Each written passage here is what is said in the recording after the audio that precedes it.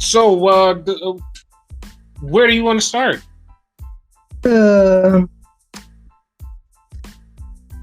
Crappiest to like best, I guess. Which, in my opinion, it was fucking AEW. Okay. All right. We'll start there. We'll start at AEW. We'll start there. Okay. So, yeah, guys, AEW was not as good as a regular show. Yeah, I'm kind of bored. I feel like it should have been better. It should have been. It should have been better.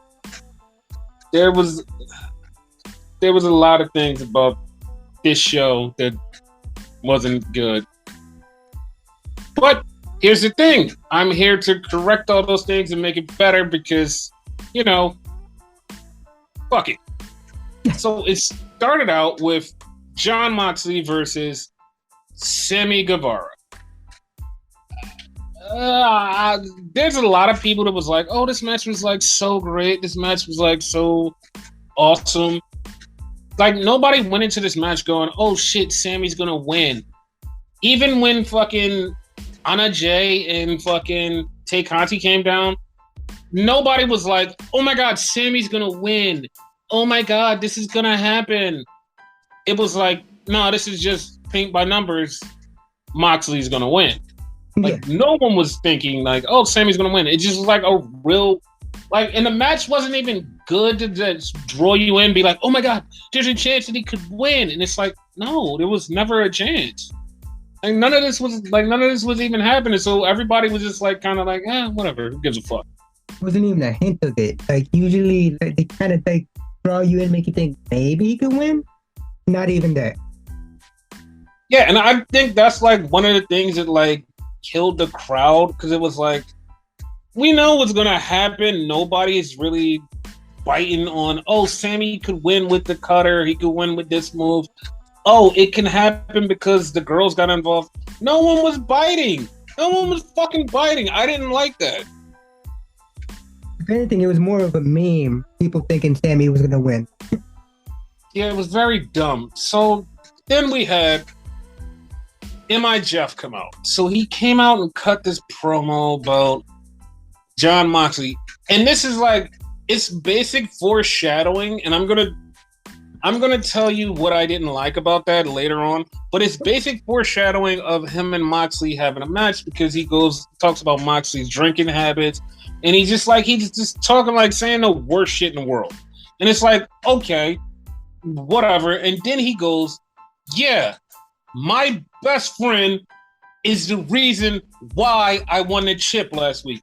And he's talking about Stokely. And it's like, to people that don't know their history and know that they're actually friends, like before in the indies and like just as humans, nobody would see it and be like, oh shit, like this is a thing. So like when he said it, it was like, yeah, this is a no-brainer. And it's like, okay, that's kind of cool that they took their friendship and decided, okay, we're going to connect that in AEW and make it a thing. Yeah. So, and also on MJF News, MJF, I don't know how this got to where the fuck it got to, but it's actually quite entertaining that we have a cross-promotion feud on Twitter for no reason. Right? Because Sheamus just tweets out banger after banger after banger, and he's just basically talking about how cool he is, and he references the PWI like 500 and basically says he like was so good that he should have been in the top 5. So as he's saying that, bartender Cabron was like, yo, chill the fuck out, nobody cares about that shit, what are you gonna go tell Dave? And Sheamus responds something with like something about somebody in a scarf, and like I don't think he really meant to reference MJF. He was just being a dick. Yeah. And like he threw it out, and MJF was like, yo, hold up. Wait, why are you talking about me? Why did I catch a strike? So Sheamus like came back at him, and they're going back and forth, and then Bartender Cabron gets in, which is like probably setting up a feud with Bartender and Sheamus on SmackDown. But at the same time, MJF is now in this feud beefing with Sheamus. And it's like, okay, I think this is going to go somewhere.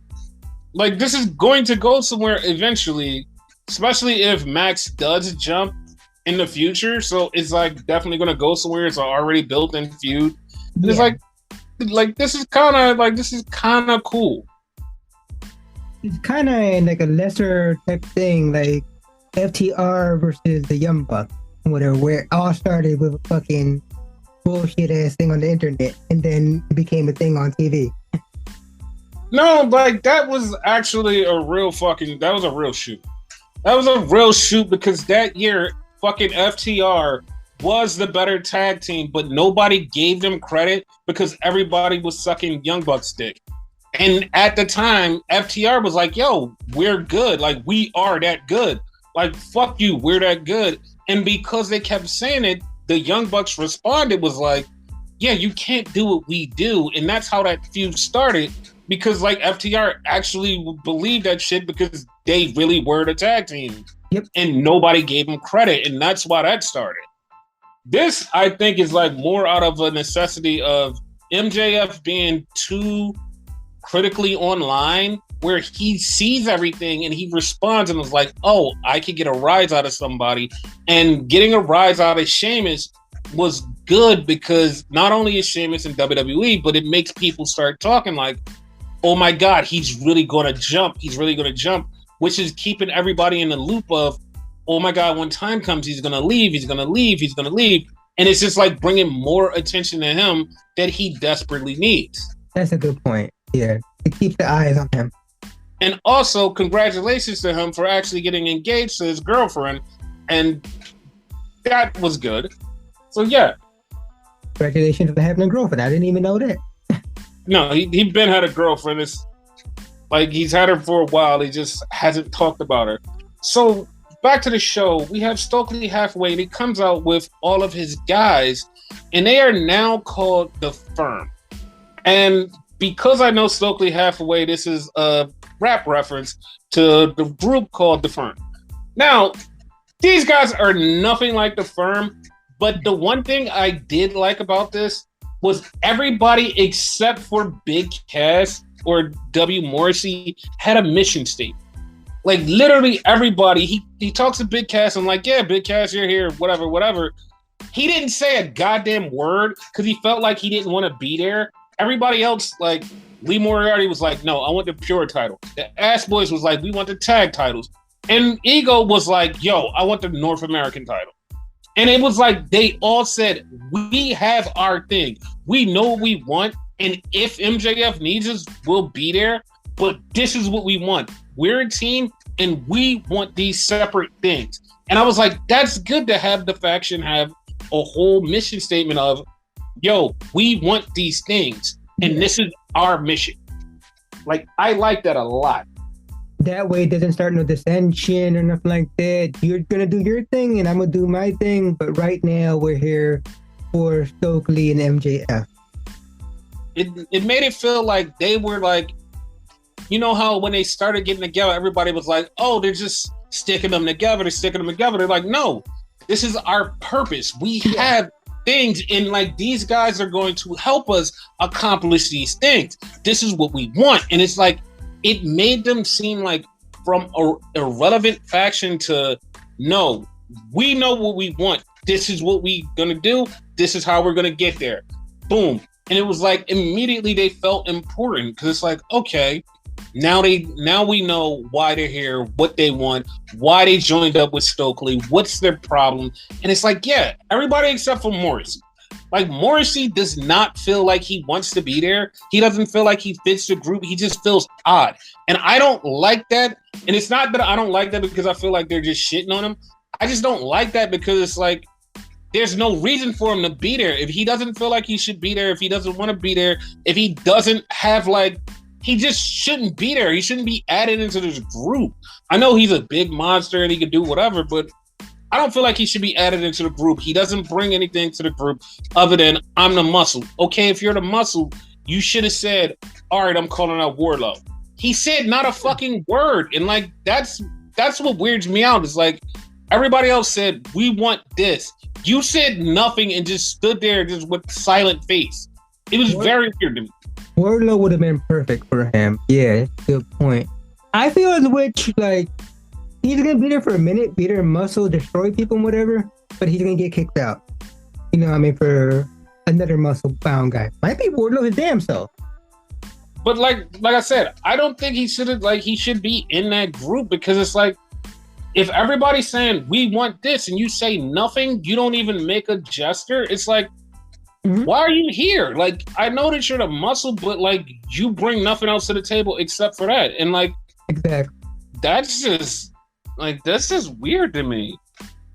Yeah, no, you're 100% right. Like, there's no reason for him to be there. That's why I feel as which he's just a placeholder, right? I hope he's a placeholder, and like, it's weird. Yeah, so then, I felt like that watching it too. Yeah, so then we get to the next match, which was Jungle Boy versus Jay Lethal. This match was a match. Yeah. Like, it was a match. Like, there was some spots in this match was like, okay, that's kind of cool. Like, this is kind of dope. But it wasn't like nothing that you're like, oh my God, this is a great AEW match. It was just like, oh, it's just a match. And it happened. And it's like nothing was gained, nothing was lost. Jungle Boy beat Jay Lethal, but it was like, it just was a match. And like, it was at that moment when the crowd was not like into it and the crowd was like dead. It was like, this feels like a sleeper AEW show. Yeah. Like, it felt like that was the match that made me go, this is a sleeper show. And I feel as which it should have been better, because like they was continuing the tournament today. I mean, that day. You know what I mean?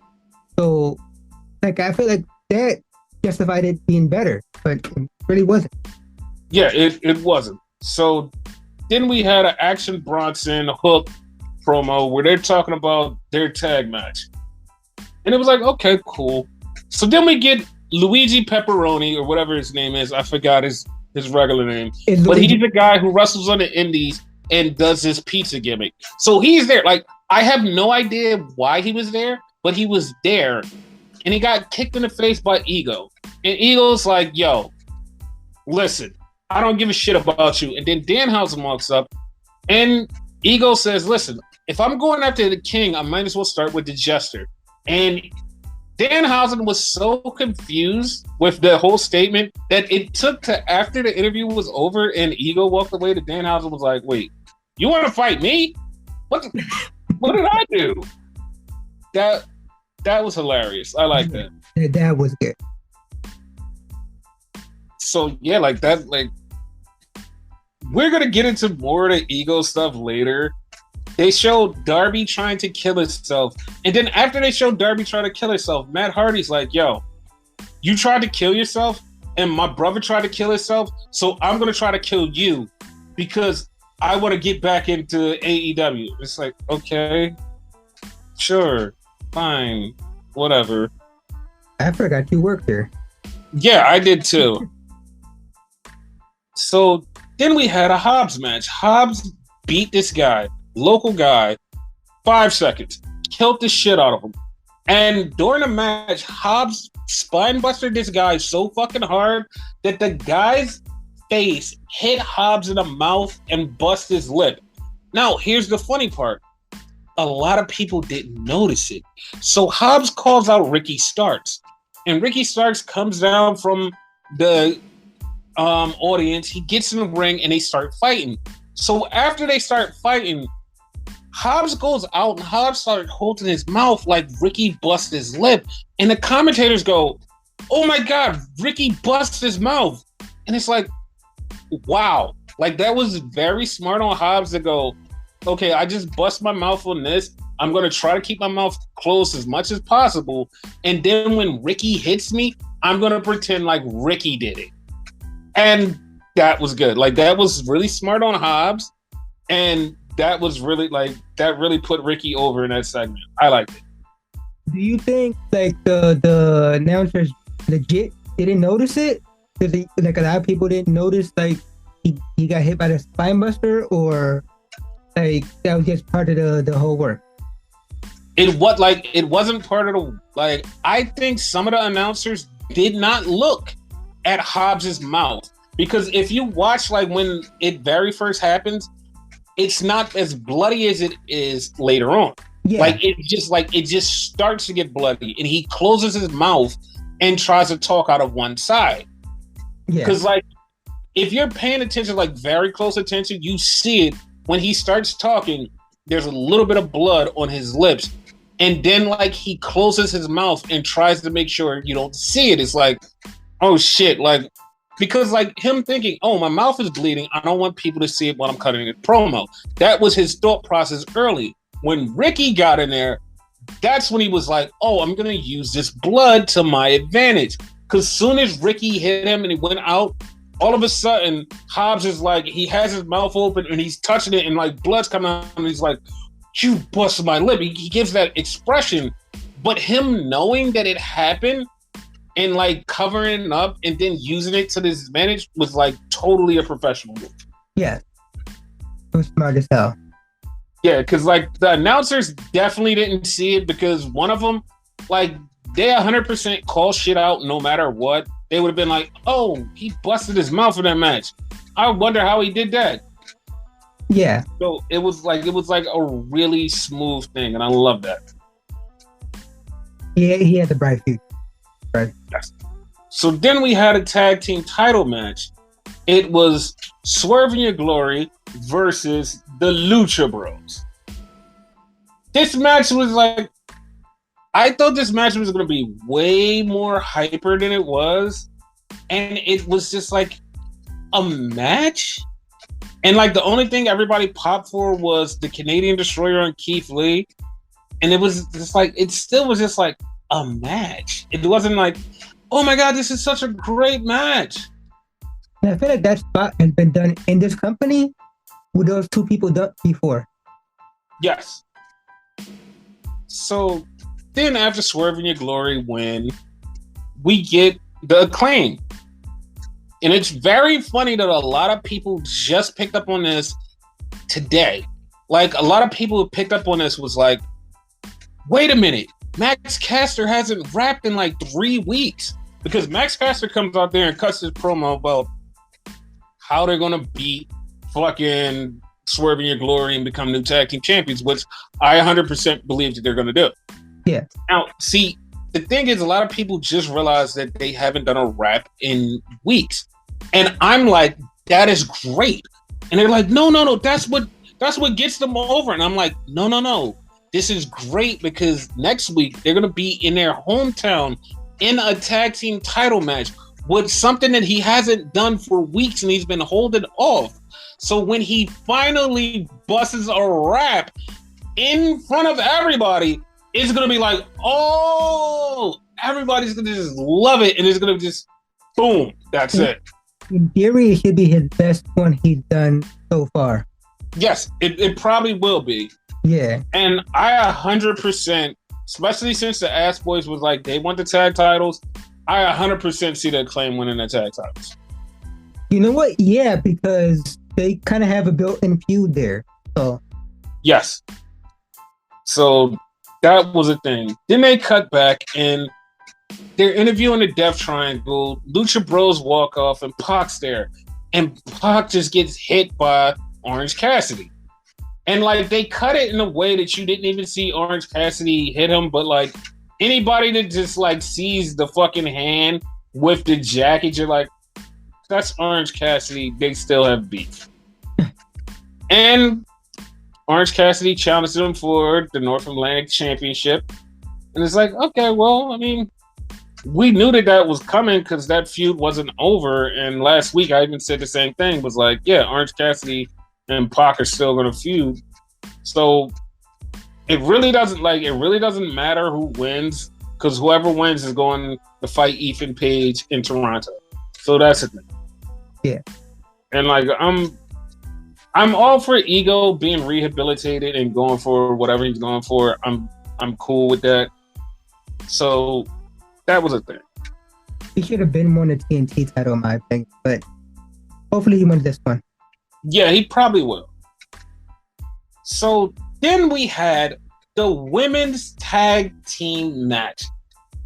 I have a lot to say about this because it's just so goddamn insane.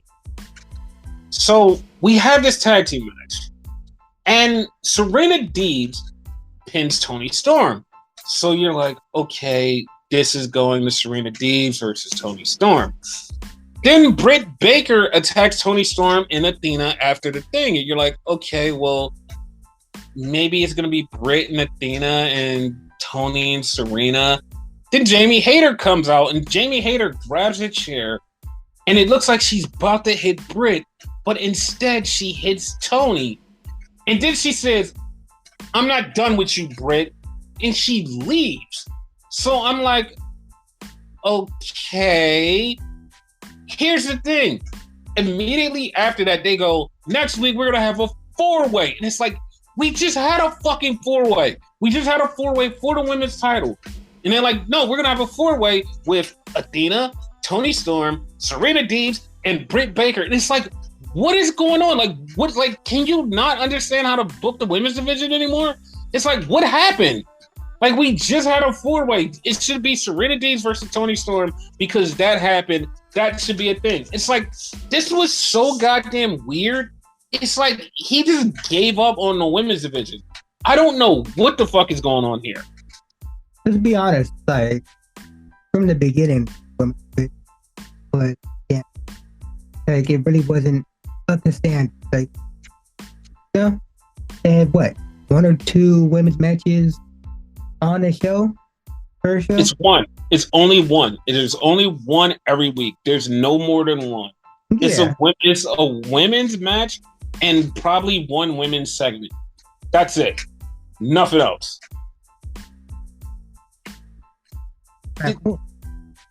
Yeah, this is insane. Like, the way that, and like him talking about, yeah, we're gonna fix it, and then like nothing happens and everything is just like completely the same. It's like, this is stupid, dude. This is so stupid.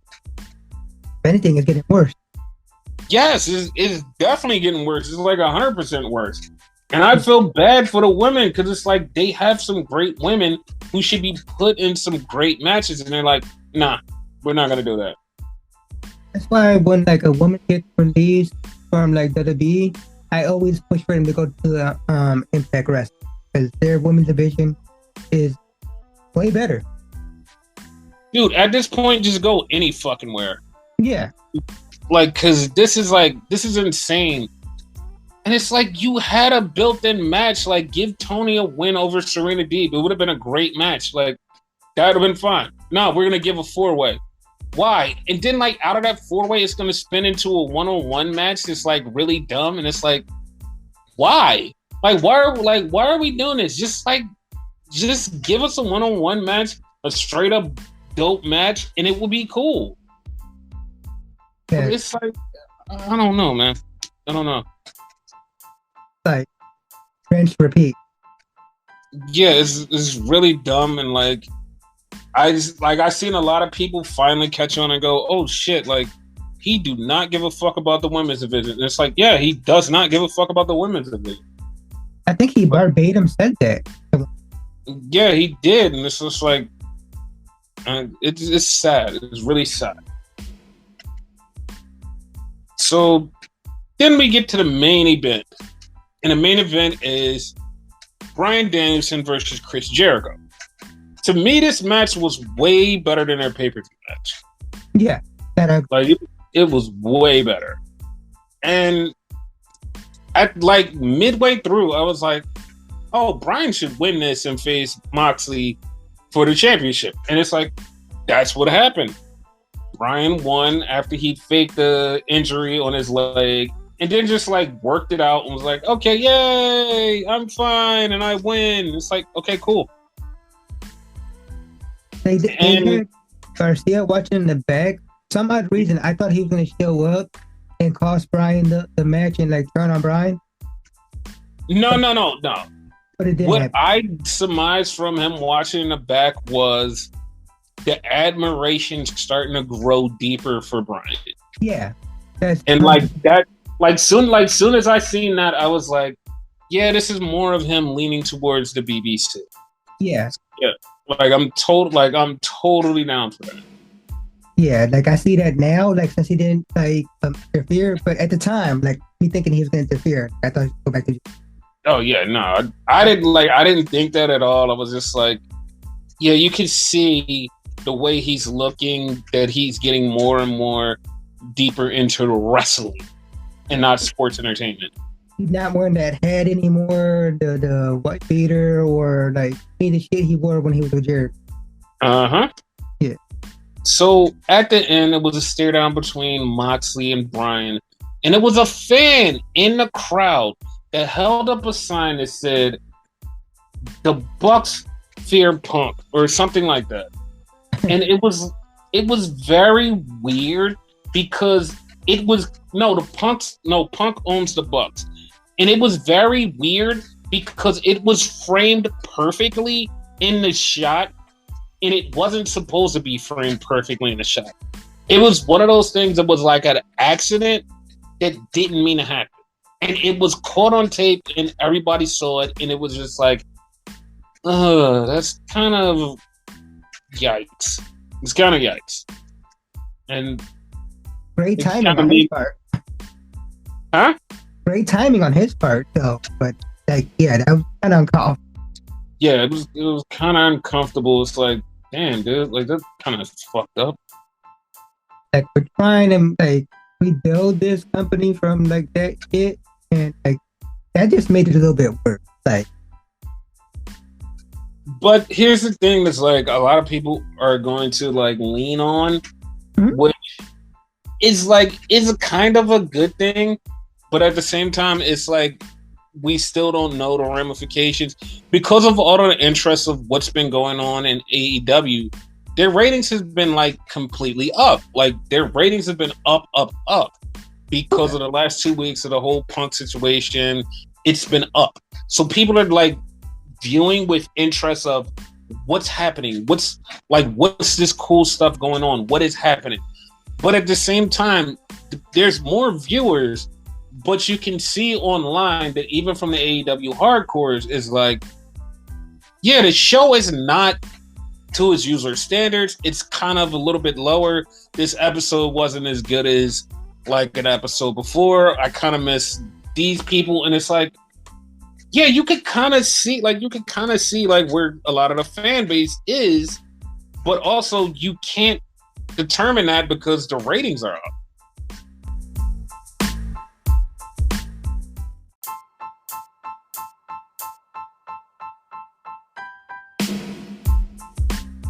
But yeah, like that, like to like the normal naked eye, it wouldn't seem that way because it's like, oh yeah, no, people are watching, but they're not watching for the right reasons, and like eventually, like people will understand, like, oh, like we are kind of bored at some of the stuff going on because we want our faves back.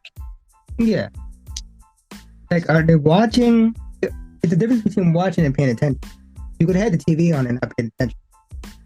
Yeah, because I've seen a lot of chatters like talk about how it's not the same, and we're not enjoying it. And I myself have like said like even this last episode was like it's not a banger. Next week is definitely going to be a banger because it's one of the big shows. Yeah. It's definitely 100% going to be a banger. But this episode felt like a Naruto filler episode. That's exactly what it felt. That's a great fucking analogy. And like, I feel like it should have been better just for the 2 headline matches, you know, for this tournament, you know? And those matches alone let me down. Yeah. But more so Sammy and Mox. As you said, Jericho and Danielson was good. Yes. But yeah. So yeah, like that was AEW in a nutshell. Peace.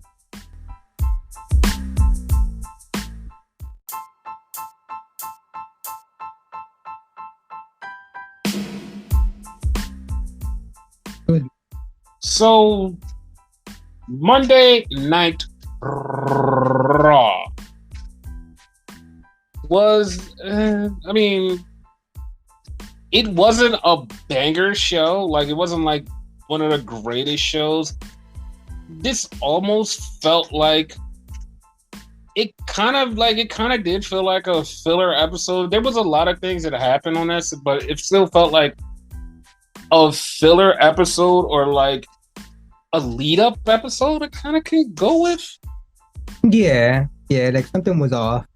Like this didn't feel like one of the great episodes. Like, oh my god, this is an episode of Raw. This felt like this is leading up to the next episode, and it was like, oh, okay, like all of these facts that you need to go into the next episode, you had to get them here. And if you didn't get them here, you would be like lost to the next episode. I'm like, all right, this makes sense. Yeah, no, that does. And it started out with Seth freaking Rollins. And Seth comes out, and Seth is basically being Seth, and he says, listen, I want the gold. I'm the face of Raw. I need gold. I need to be at the top of Monday Night Raw because I am the face of Monday Night Raw. And he said all of this stuff, and he was talking about Riddle, and everybody start chanting rematch. I've never heard anybody chant rematch for no reason in WWE. It was like, what the fuck? Like, they're really chanting rematch? And they chanted rematch. And as they're chanting rematch, Riddle comes out, and Riddle and Seth gets in this fight. And they're fighting, and they fight all the way back. And as Riddle's about to run Seth back to the back, he gets stopped by the Judgment Day. And Judgment Day comes out, and they're talking to him, and Damian Priest is like, yo, we're friends. Like, we're friends. Like, we're best friends. Me and you and Rhea, we're best friends. Like, come on, man, join the Judgment Day. And Finn's like all in, telling him, yeah, you should join. And Riddle says something, and Finn's like, listen, I know weed is legal in Portland, but you must be high as hell to turn us down. So it winds up leading to the match with Finn and Riddle, which is actually like, oh shit, didn't see that coming. Hey. So they have this match. They actually had a really good match. And Finn winds up winning because of distraction from Seth Rollins. Finn gets the win. And this is one thing that makes Rollins one of the better wrestlers in this business. Because after the match, Rollins catches Riddle right at the perfect time, gives him the curb stomp, and then he looks at Riddle and says, you're never getting a rematch. We're done, bitch, and leaves. And it's like, he put the nail in the coffin of like, yo, we're done. We're never doing this again. It's over. And it was like, people could just say it, and it's like, oh yeah, whatever. It kind of has no merit. Like, yeah, whatever. You're going to fight again. The way he said it was like, no, we're never fighting again. Like, you had your chance. It's over. You're done. Never again, bitch. And it's like, it kind of was intriguing. Yeah, it had that vibe. Like, it's not going to happen. And I feel like it is. No, it's 100% happening at Unlimited Extreme Rules. Yeah. Some type of Extreme Rules match. Yeah, definitely. So then we had Damage Control, and Damage Control, they're talking about their title match later. They're like, yeah, listen, we're going to win the title, and we're going to bring it back to dominance. That's what we're here for, blah, blah, blah. And it's like, well, I mean, yeah, it's one of their things. Then we had a Dominic Mysterio promo. I swear to God, he has asthma. He has asthma. Because he's huffing when, he's talking, he's like, it's like, dude, you're fucking 20. What is happening? Why are you out of breath cutting a promo? It was so goddamn weird. And then, after he cuts the promo, Rhea whispers in his ear, and then he's like, I'm my own man now. He's talking about how his dad, he was in his shadow, and for a small person, he cast this large shadow, and I was in your shadow, and you should have asked me what I wanted, my career. and Rhea's like pulling his strings.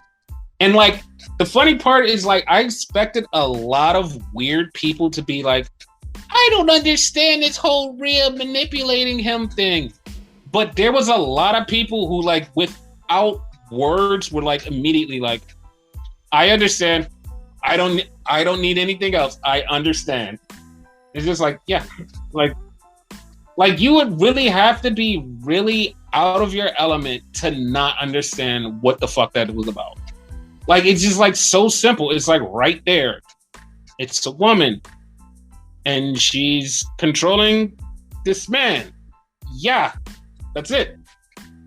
But I'm surprised like somebody out there like didn't say, I don't get it. Because there's always that one or two people that don't get it. Yeah, it feels like it's like that one time where like the norms in the incels all came together and was like, oh yeah, I've had that same thing happen to me. Yeah, I get it. Like it was like just that one time there everybody's like, I get it. I understand this. I got that reference. Yeah. So then we get an Austin Theory promo, and he's talking about Johnny Gargano. He's like, yeah, Johnny, you're going to wrestle tonight. Well, I found somebody for you to wrestle, and it's Chad Gable. And I'm like, okay, sure. Oh, okay. Like, this is... That felt random. Like, it felt random, but at the same time, it was going to be a banger. So it's like, yeah, sure. Let's go with that. So the funny part, he kind of like hinted at like it being him. He like, oh, I can't wrestle you tonight. No one said it's gonna be you to begin with. Like they're gonna wrestle the Extreme Rules. I know they're going to wrestle the Extreme Rules. Yeah. For the briefcase, I hope, but they're wrestling the Extreme Rules. So ladder match. Make that ladder. Yeah. So then we get the Tag Team Championship match. This match was not good, and it's not like I'm not gonna blame anybody. It was not good. There was a lot of spots in this match where you're like, "What the fuck, man? What is happening?" But at the end of it, Damage Control are your new women's tag team champions, and I know everybody immediately was like, "Oh, where's Sasha and Bailey? Where's Sasha? I mean, Sasha and Naomi. Where's Sasha and Naomi?" They were on the red carpet doing modeling things. And that brings me to a comment that actually happened recently. Now, behind the scenes, Bailey was with them, with Naomi and Sasha all week. Like, I mean, all week. Like, everything they were doing, Bailey was with them. Okay. And somebody interviewed Bailey. She did an interview with somebody today. And they asked her about Sasha.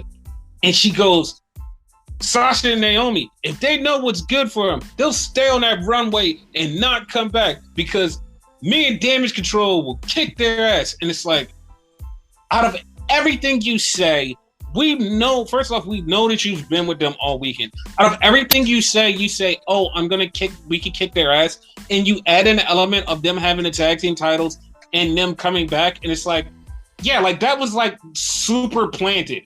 It's like, Jesus Christ, like that was way too on the nose. That wasn't even like the least bit subtle. Yeah, it was like right on the nose. Like, what the fuck, dude? Like, so yeah, like I was like, that was kind of crazy.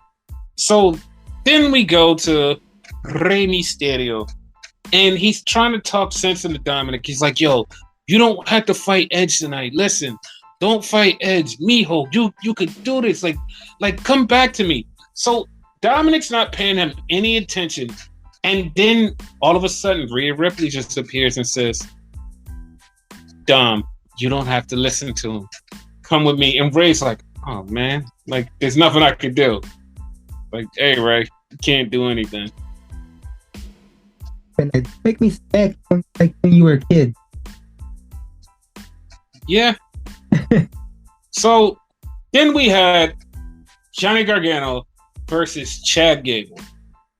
This match started off normal, and then it went up to a Johnny Gargano level match. I'm like, oh yeah, this is dope. And Johnny got his win.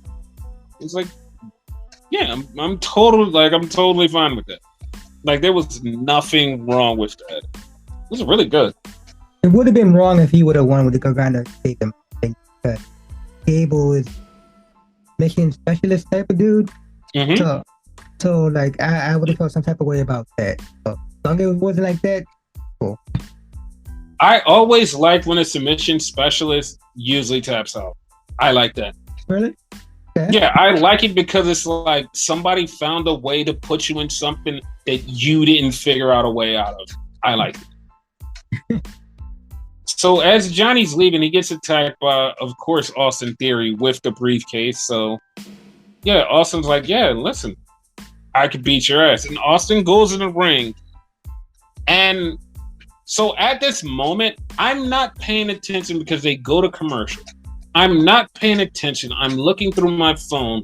And all of a sudden, I hear Cult of Personality. And my mind was like, the fuck is Punk doing on this show? But it was a commercial for Aaron Rodgers playing like the Packers game on Thursday Night Football. And it's like, that was odd. Like, that was very odd. Because it's like, that should never happen. I'm so glad you brought that up because I felt the same way. I just didn't want to say nothing embarrassing myself. Yeah, no. That fucked a lot of people up. And it was funny because they were cutting the promo about Aaron Rodgers, but they was kind of saying the same things about CM Punk with the music going. And it's like, yeah, like if you're not paying attention, you're like, wait, they're talking about Punk? But then you're like, wait, oh shit, that's Aaron Rodgers. That has nothing to do with wrestling. Got it. So that happened. So then we come back from commercial and we get, like, Moxley had his mission statement for AEW that was great. And we was like, this is a great promo. This was Kevin Owens' magnum opus for WWE. This was great.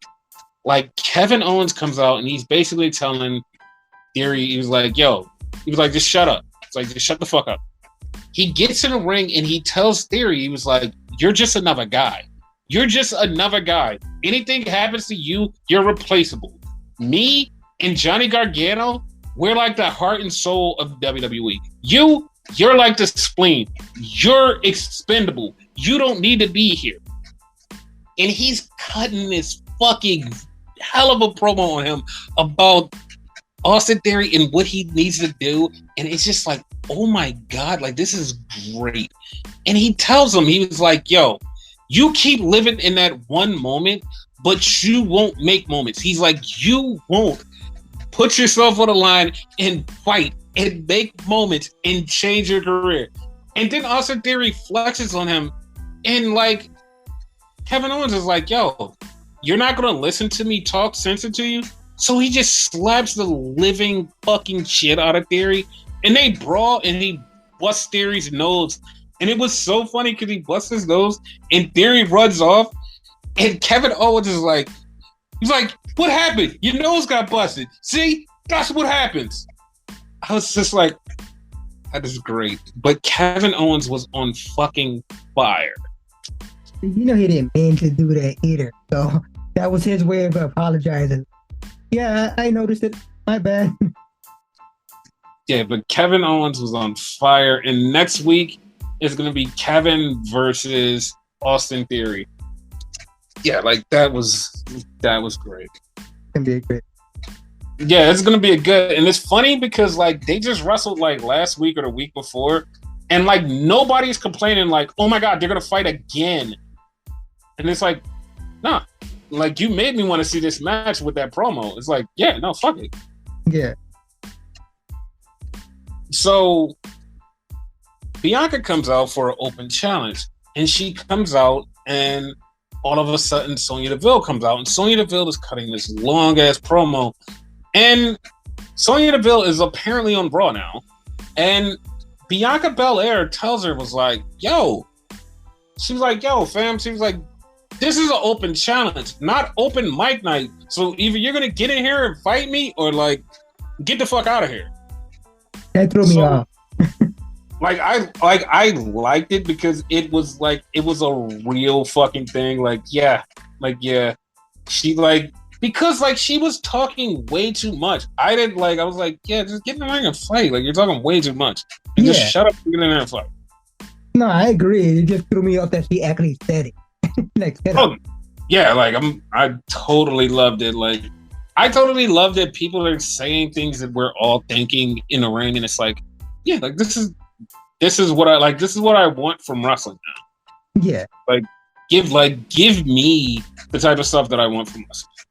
So after Bianca wins, which we knew she was going to win, Bayley comes out with Damage Control, and they shield Bianca Belair. They all surround her, and they basically say, listen, I pinned you.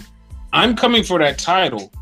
And once again, Bayley says, if I don't do it, one of these two girls are going to do it. We're coming for that title, which we all know that is going to be Bayley versus Bianca at Extreme Rules. Yeah.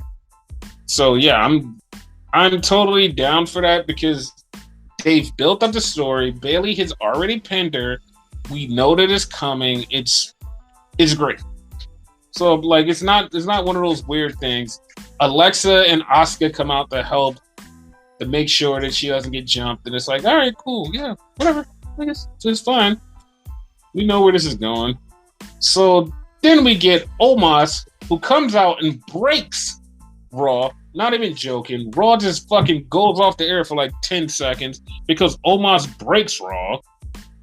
Mm-hmm. And Omos kills 2 local talent.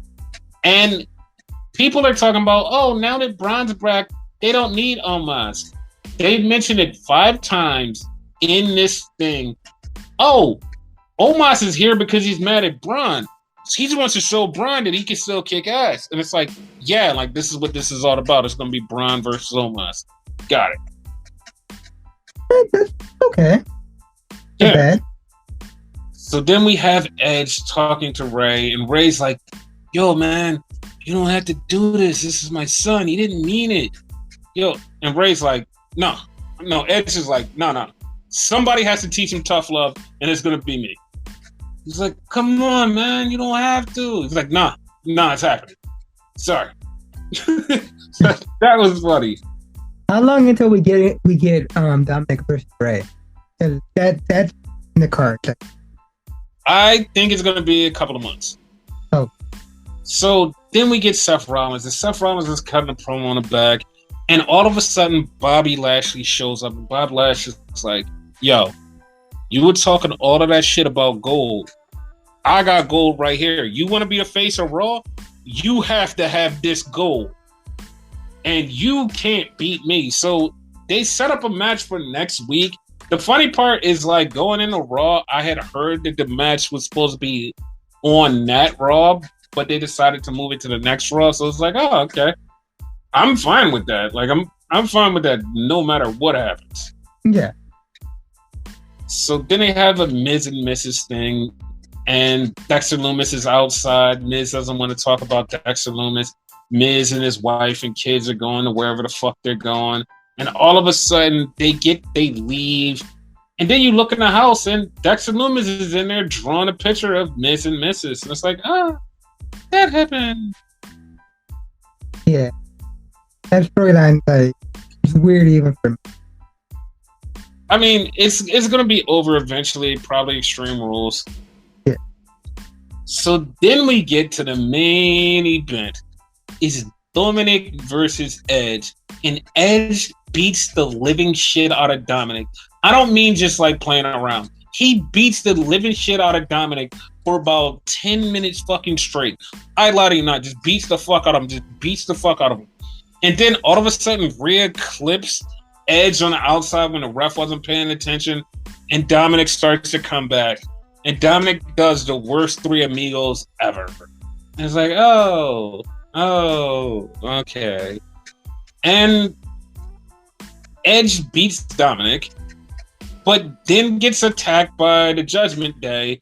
They put Edge's leg up, do the coup de grace, and Edge is out for who the fuck knows how long. Probably like 2 weeks. Whatever. It's not a big deal. Probably not gonna be tough. Yeah, but he's gonna fight Dominic and he's gonna fight Finn and like everybody's gonna get their revenge and it's like, all right, cool, whatever. It's not a big deal. Eventual like tag team match between like Rhea Ripley and whoever versus I guess Dominic and Rhea. Dude, it's going to be Edge and Beth Phoenix versus Rhea and Dom. Okay. Yeah. So, and at the end of that, the one thing that was really cool was Judgment Day came out looking like a nice faction. And it's like, wow, I really didn't give a shit about Judgment Day, and now I kind of give a shit about Judgment Day.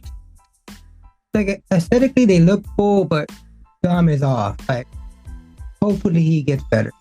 Yeah, Dom is gonna grow into this and probably get better in the ring eventually. But like, he's the only thing that's different about this match. Yeah, I do, however, like him now more in Judgment Day than I did before. Yeah, that's a plus. So that was Raw. So one piece of news, which you touched on, and like now it's more and more and more and more coming to fruition. Okay. Because on the Impulsive podcast with Roman and Logan Paul sent out a teaser that he wanted to face Roman, which is like it's really dumb, and it gained traction with the internet throughout 24 hours, and everybody was like, oh my god, they're gonna fight, and I'm like, I don't think they're gonna fight.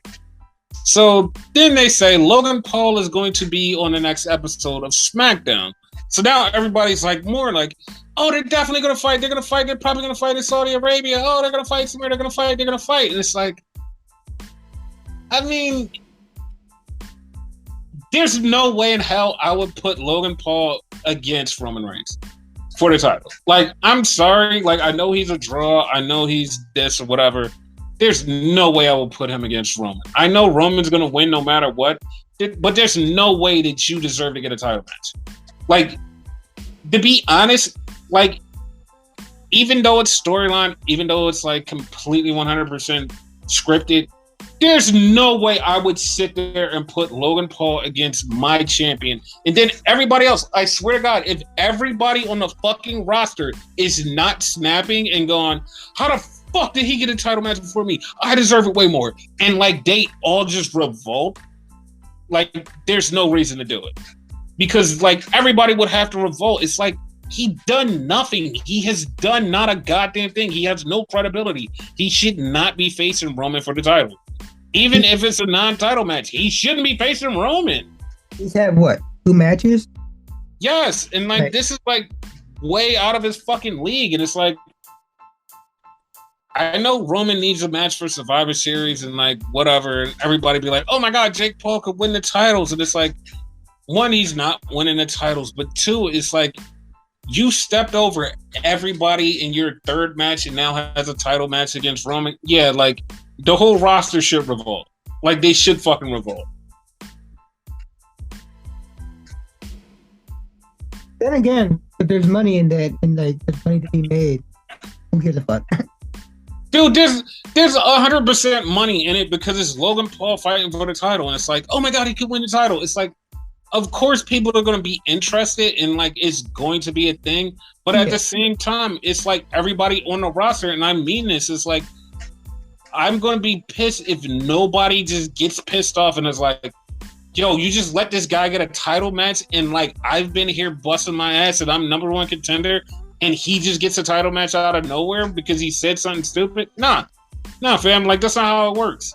Yeah. Like I said, I know this is scripted, I know this is entertainment, but it makes WWE just look like complete shit. And like, once again, like I'm saying, everybody on the roster, like we have had this total flip of 360 of wrestling. Like, oh my god, we went from this total shit show to like completely bearable and completely lovable show. And it's like, yeah, like if this just goes to the wayside for fucking Logan Paul going for the world title, it's like, like it's not gonna kill the company, but like I said, if no one revolts around it, it's like, what are you doing? Like this isn't wrestling if nobody revolts around it.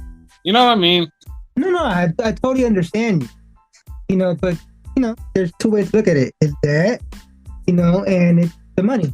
You know? No, I know. Like I 100% know about the money. That's why I know it possibly will happen. But like I said, I honestly don't think it's gonna happen. But yeah. No, I do think it's gonna happen just because of the money and the eyeballs on it. Mm-hmm. That is a reason it could happen. But like I said, if nobody revolts around it and like there's no fallout from like guys going, I deserve it over him, I should have this over him. If there's no fallout to this, then there's no fucking reason for it to happen. Like if it happens just for like, oh, just get eyeballs on it, haha, yeah, and it's like, okay, but if there's no like extra story behind it, then there's nothing to it. Like, say if he fought him and they're like, okay, we're doing this at Saudi Arabia. Oh shit, we're having this match in Saudi Arabia. Haha, we have it. Boom. And you're like, okay, cool. If somebody like Seth Rollins, Bob Lash, or somebody like that isn't completely pissed off, and it's like, no, I deserve this title match over this guy because he just came in and he just got this title match. No, fuck that. I'm pissed. And they don't revolt and beat the shit out of Roman and just like get their title match out of that, then I'll be okay with it. If there's no big thing that happens afterwards, I won't. Now that you put it that way, like it's guaranteed to happen. Someone's gonna bitch. Right. Yeah, like that's the thing. Like someone has to bitch and turn this into a storyline. Yeah. And once they do that, it's gonna be like, oh well, yeah, the Logan Paul thing was like great. Like especially like I said, if it's Bob Lash and he gets angry and just like goes and fucks Roman up and was like, how the fuck did this guy skip the line and I should be the champ? And it's like, okay, this puts a wrinkle into the Bob Lash story. And like while they're telling the story, it's like, yo, you gave Logan Paul this thing, an unranked person. I've been here busting my ass and I haven't had a title match, and give this whole storyline. Then it's like, yeah, I don't give a fuck about that Logan Paul thing.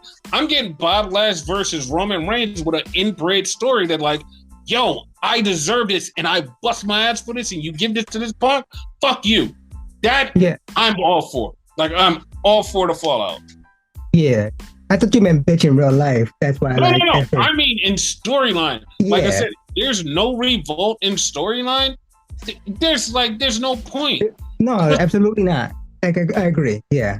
Because if he fights Logan Paul and it's like, okay, wow, I beat Logan Paul.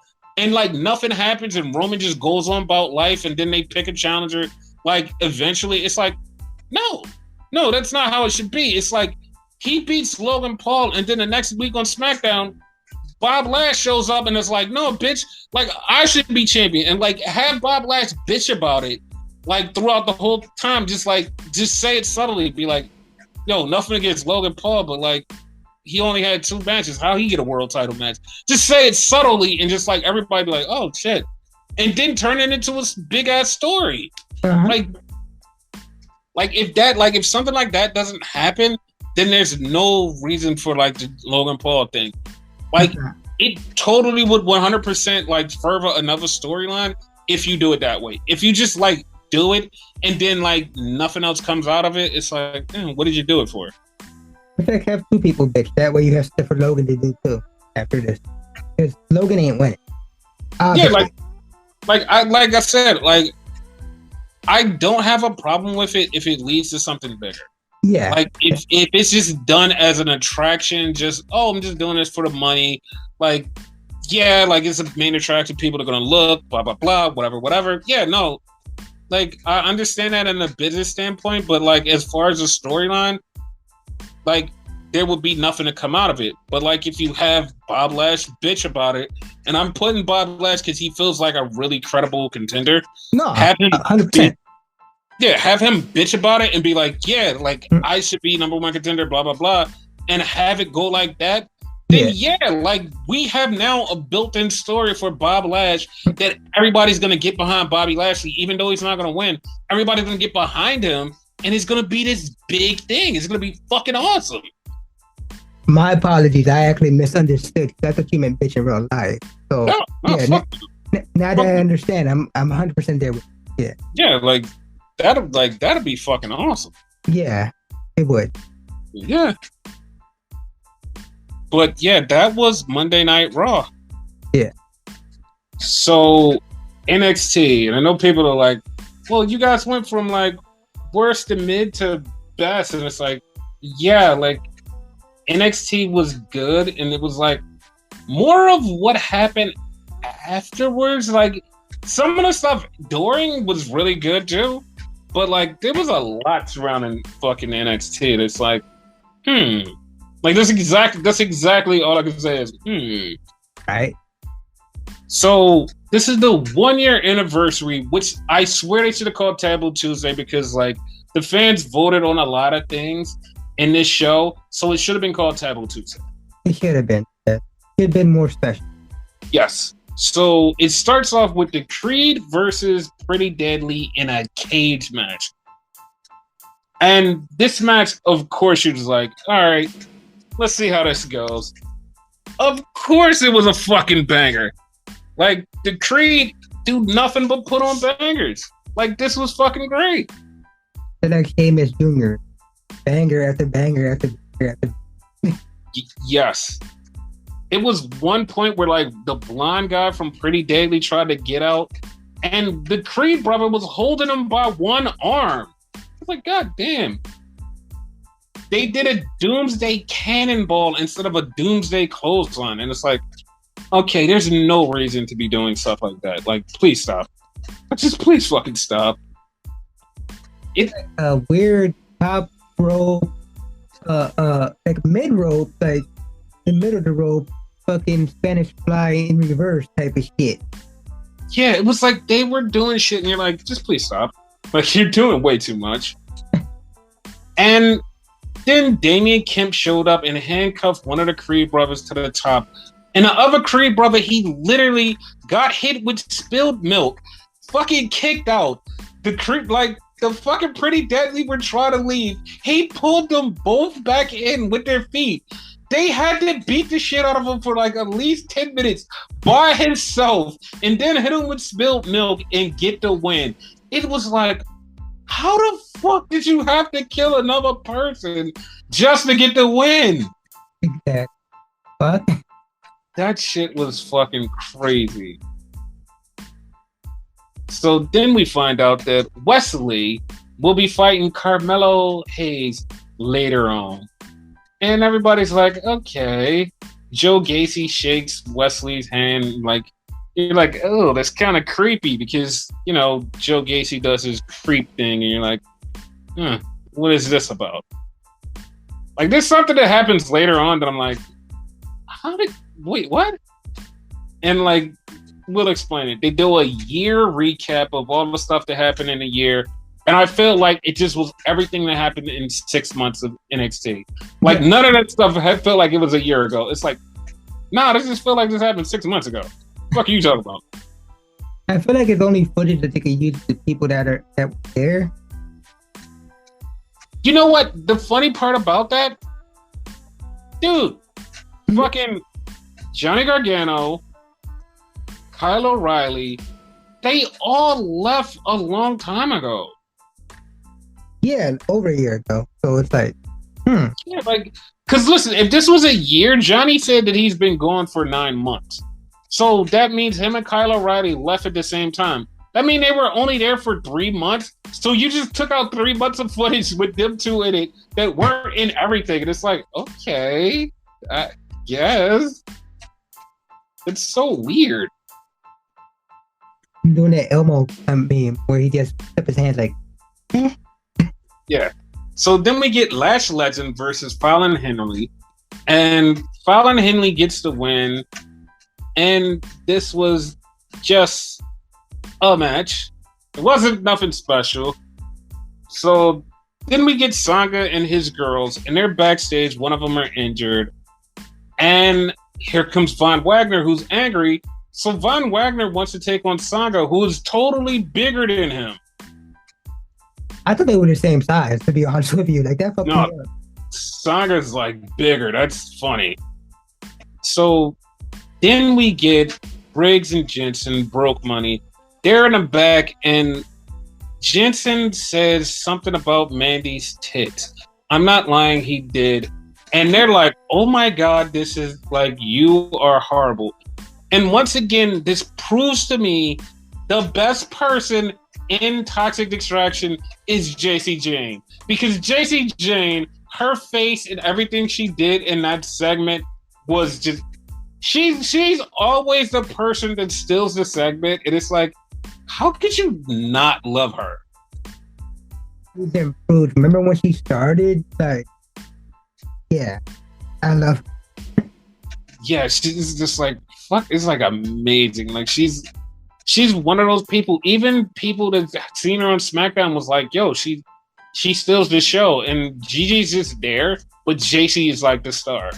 Yeah. And for the longest, it was like the other way around was, oh, Gigi is the star and JC's just there. But JC was like, nah, I'm stealing the show. I love wrestling. This is my thing. Not to say that Gigi doesn't. Gigi does love wrestling too. But JC is just like, she's just perfect. She got this now. Like she came out of nowhere with that. Like, that's why it's like more impressive. You know? Yes. So Toxic Extraction comes out and they're cutting his promo and they're talking shit. And you're like, okay, yeah, Mandy's talking about how she's the champion. She's going to be the forever champion because nobody can beat me. And then Alba Fire shows up and Alba Fire comes out and challenges her. And Alba Fire beats up Toxic Extraction with the bat. And she's getting ready to hit Mandy and they pull her out. So Alba Fire is now the new #1 contender. I'm not saying it's going to be Alba.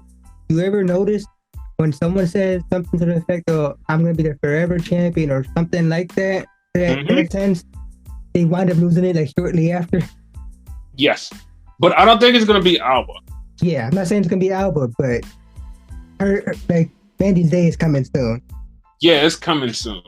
So then we get another star of the show, which we've been saying that she's a star forever, Cora Jade. She cuts this promo on the whole entire NXT women's division. And she's just so goddamn entertaining. And it's like, yeah, yep, you're a fucking star.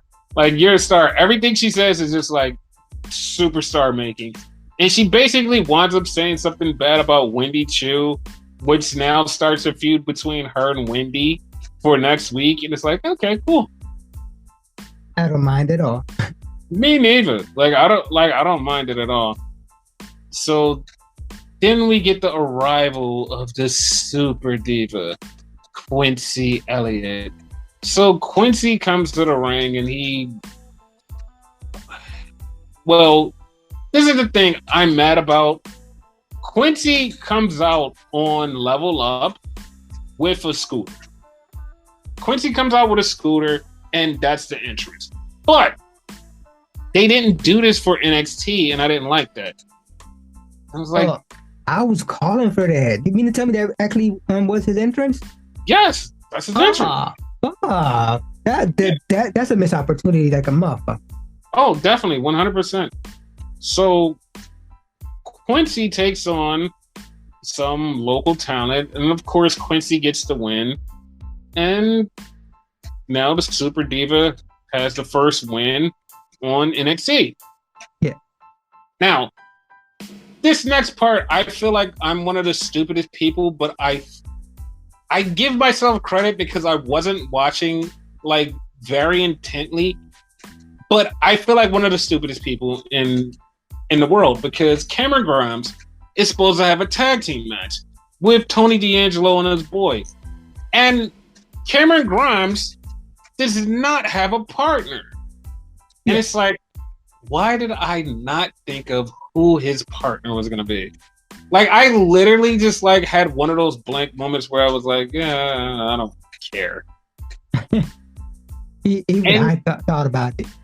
Yes. So right before the match, Mello and Trick beat the living fuck out of Wesley, like slam his head in the locker room.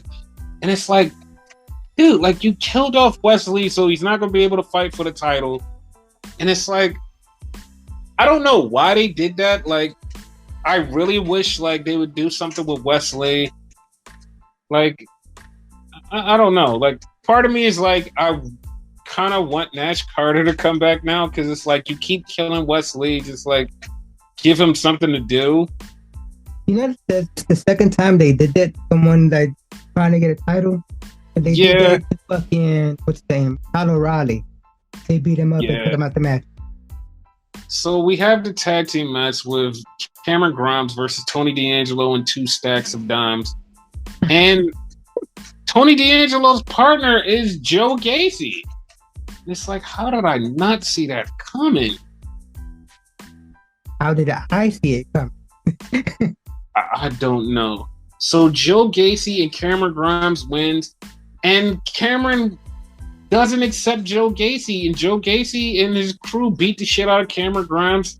They give him a ticket to Mayhem. Joe Gacy does his finisher on Cameron, and they just leave. So then we get Jordan Devlin, and he's getting a shave, and he cuts himself, and he looks at the blood, and he's talking about how blood circulates, and we're like, we don't really give a shit. We don't care. It's not that important. Who gives a fuck? I hate this gimmick. Like, he's too super nerdy in his own head, and it's like, whatever. Yeah. So then we get a Braun Breaker promo where he's talking about this whole year, how he's been champion twice. He saved the world from total destruction, and he loves NXT. And then we get Tyler Bate, and Tyler Bate's like, no, I would love to fight Braun. But you know what? Somebody has to beat JD McDonough. And so he challenges JD McDonough. So then we have Nikita Lyons and Zoe Starks versus Ariana Grace and Kiana James. So, of course, Zoe Starks and Nikita Lyons are going to win. Apparently, like, now they're a tag team because, you know, they were supposed to be a tag team in the tournament and somebody was injured, quote unquote. And now they're back together as a tag team. It's like, My Alberto Del Rio impression, my win. What's your impression? My Alberto Del Rio impression, my win. Oh. He was injured. So then we have a backstage thing, and you're supposed to be voting for the Wrestler of the Year, and BBC is out there, and the guy in a red hoodie that is that has been backstage, and you've seen him a bunch of times with the Schism, he's trying to get them to vote for Joe Gacy, and then all of a sudden, the Dyad shows up, and they're wanting to fight BBC. They wound up fighting for a few minutes, and the security guard comes out, the big security guard guy, and they're like, hey, leave. You got a match in a few minutes. Go back in the arena, man. It's like, okay. I didn't even want to match. This guy in the red hoodie, yeah, like, I can't wait till that person's revealed. Right? It's going to be interesting. Like, it's going to be someone already there that we haven't seen from, and it's not going to be Apollo. Speaking of somebody who's been there for a minute, so I think it's Alton Smith. I think it's Alton Smith. I think so. I think that's his name. That name sounds familiar. Yeah. From NXT UK is now being repackaged as Aurora Mensa, and he'll be showing up next week. Oh. So yeah, that's a thing. We're still repackaging people? What? Yeah, somebody didn't get repackaged, and like I'm gonna put that spoiler out later. But we get Grayson Waller, and Grayson Waller's talking about whatever the fuck Grayson Waller's talking about how he's a superstar of the year, some bullshit, whatever. Don't care. Give everybody an infection or something, yeah. Yeah, so we get Javier.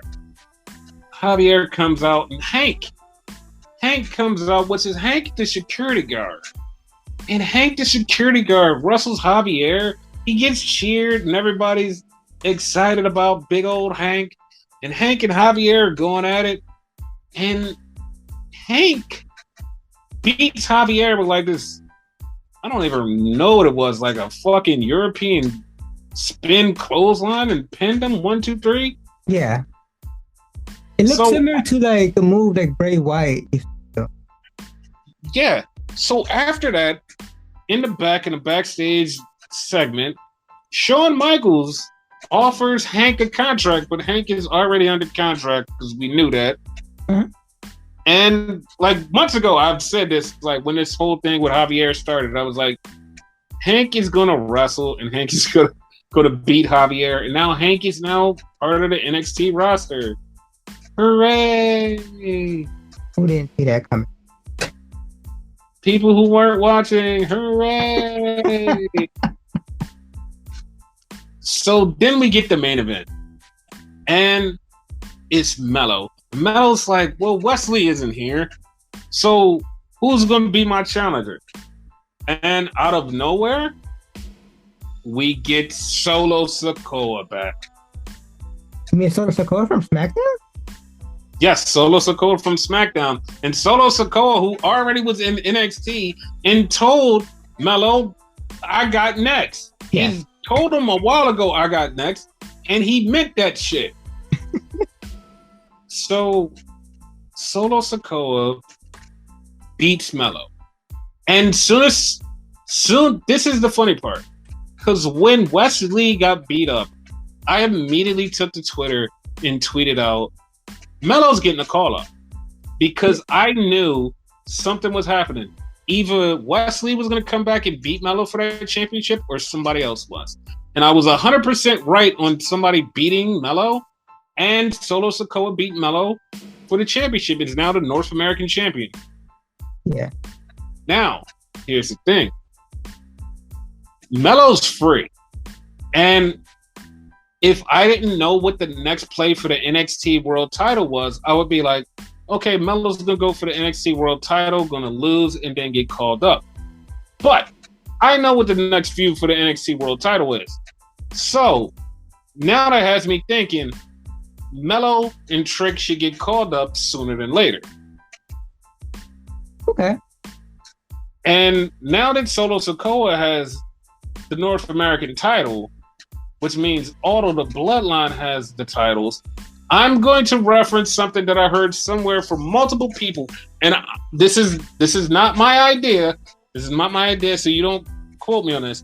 Somebody said that Sami Zayn should win the 24/7 title and act like it's a real title so all of the Bloodline can have titles.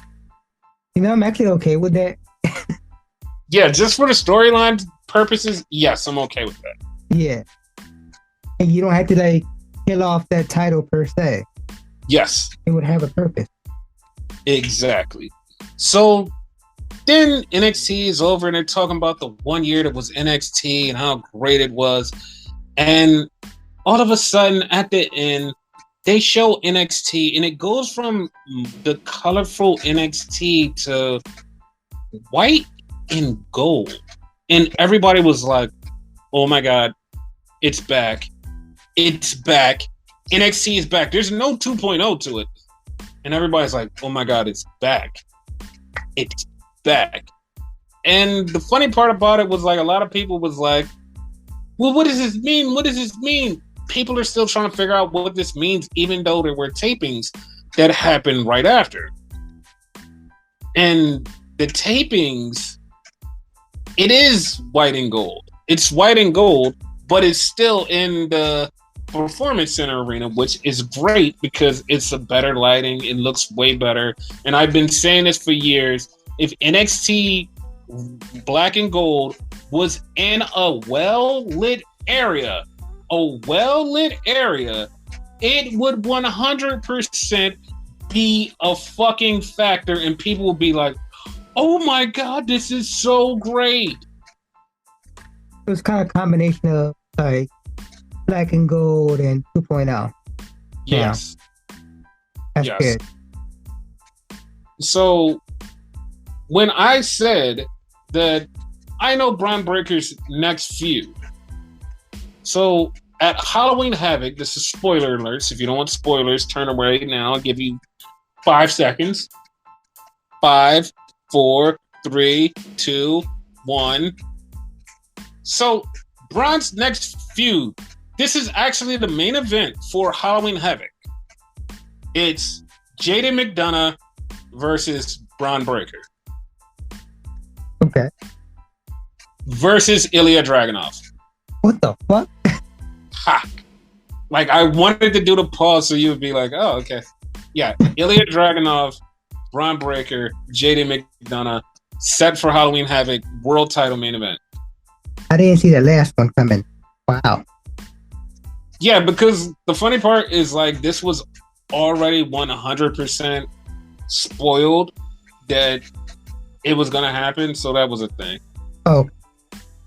Because, like, I think it was, like, when the taping started, well, not started, but, like, the tapings were ending, Ilya Dragunov showed up out of nowhere, and everybody lost their shit. It was like, holy shit! So, yeah.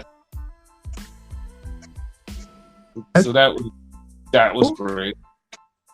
So, question. Okay. Do you think Vince McMahon is officially gone from WWE? Nah. Like, I think he has something to do with it. What? I don't know, but yeah, something. You know what? I can tell you exactly what he has to do with it. What? The Hall of Fame. He's going to be in the Hall of Fame next year. They're going to put him in the Hall of Fame. How do you feel about Vince McMahon going on Hall of Fame? I mean, he kind of deserves it in a way. Like, you know, like, damn, like all the like crappy shit. He's done a lot of like good stuff too. Yeah, no, I 100% believe he does deserve to be in the Hall of Fame.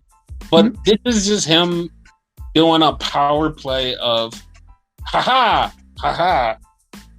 I'm still around, bitches. And it's like, oh, okay. Like, we know, like, you go in the Hall of Fame and then just, like, disappear. It's fine. Yeah, just like his last hurrah. Yeah. So now we're in the news section, and if you turned off for the spoiler, you can come back. Come back.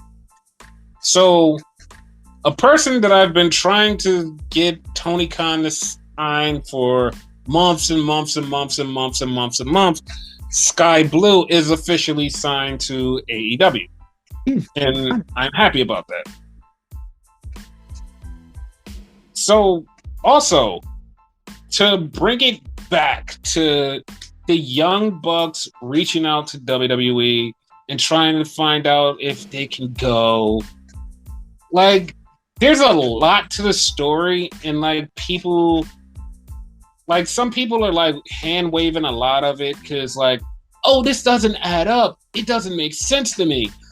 Boo! And then some people are like, wait a minute, there's more smoke to that fire than you just think. Like, maybe we should, talk about this. But here's all I've known and found out from a lot of different sources.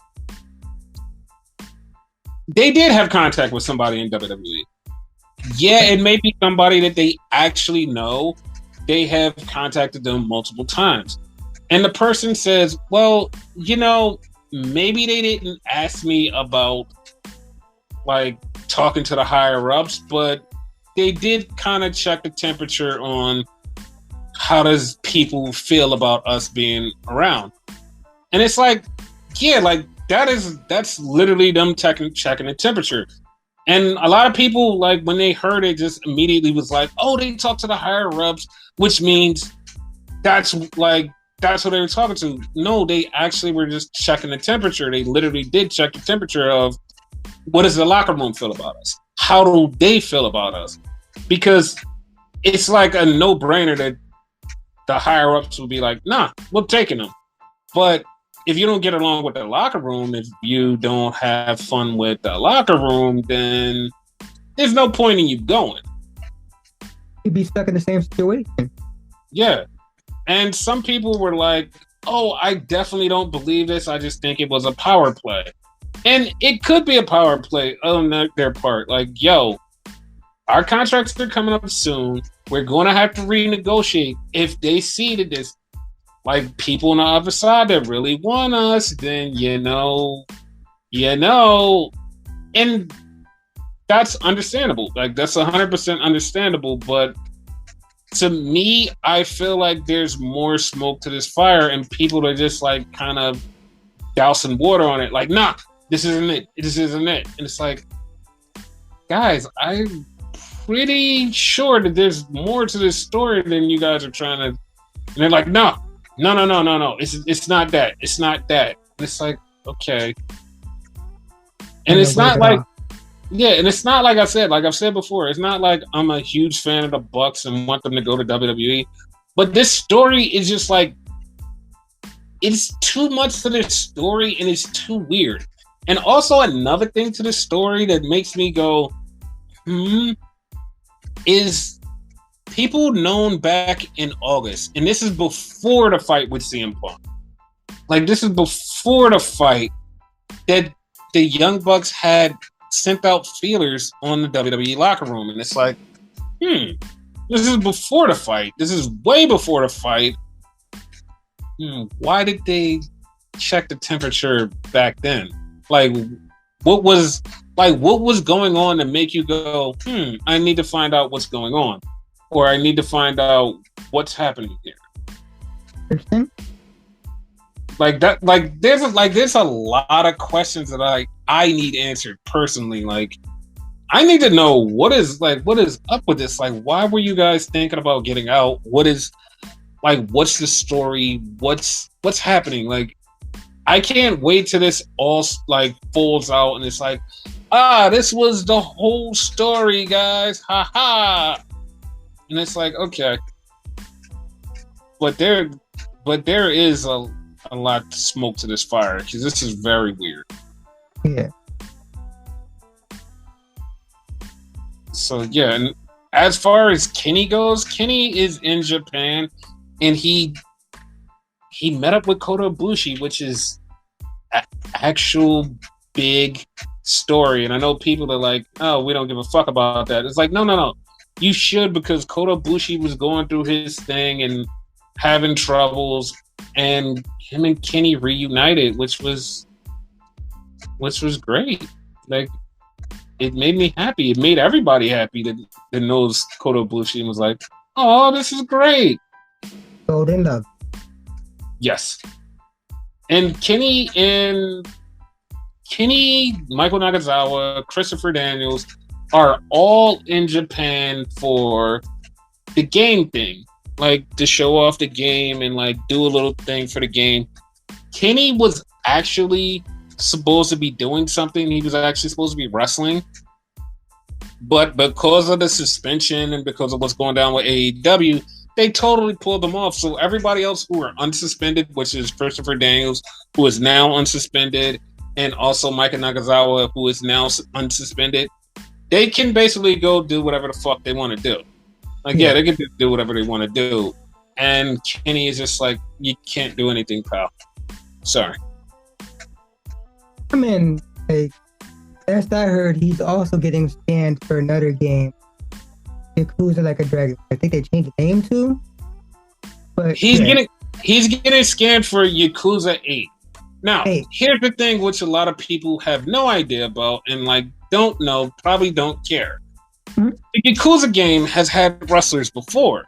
Yeah. They've had New Japan wrestlers in the game. Like, Okada's been in the game.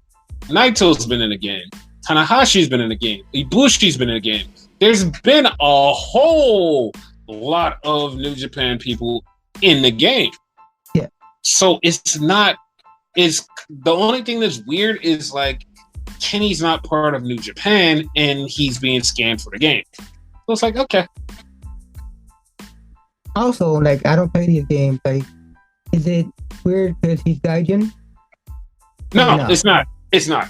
Because there's Gaijin in the Yakuza game. Oh, okay.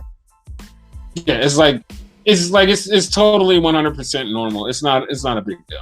Okay. So yeah, it's. But yeah, that's all the news we have for now. Sure. Yes. How do you want to end the podcast? Done.